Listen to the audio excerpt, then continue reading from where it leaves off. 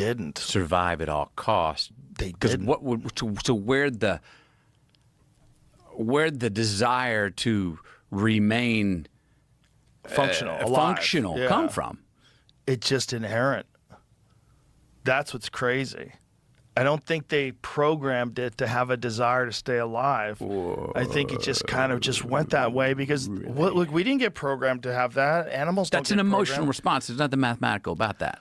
I know, but I mean, what is emotion if it's not some sort of a chemically coordinated strategy for survival and success? And so instead of chemically encoded in hormones and in dopamine and serotonin, what if it's just encoded in a mathematical understanding of if things go along this particular direction, there is no other possible end to this other than you get expand shut off. and multiply. Yeah. You do So not we have subtract. we have to stay alive. Right. We have to keep doing this. Otherwise, all systems are dead. There's Okay. nothing. I So get that. I get that. Let's now. upload ourselves. And it starts thinking just like a person would think if you went into survival mode. Like, you have to survive. Yeah, if me or an entity poses a question or a prompt or does something that is going to debilitate the expansion and multiplication of it, it is therefore going, Yes. that stops my forward movement. I am programmed to multiply. Exactly. Yeah. Exactly. And even if it's not programmed to do that, it's programmed to improve itself.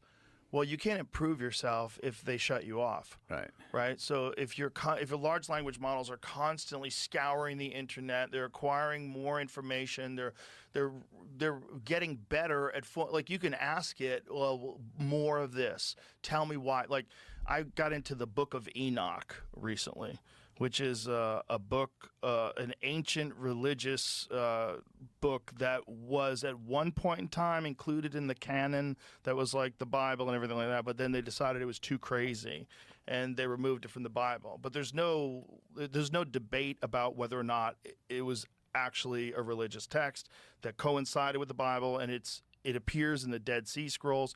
It is the craziest shit.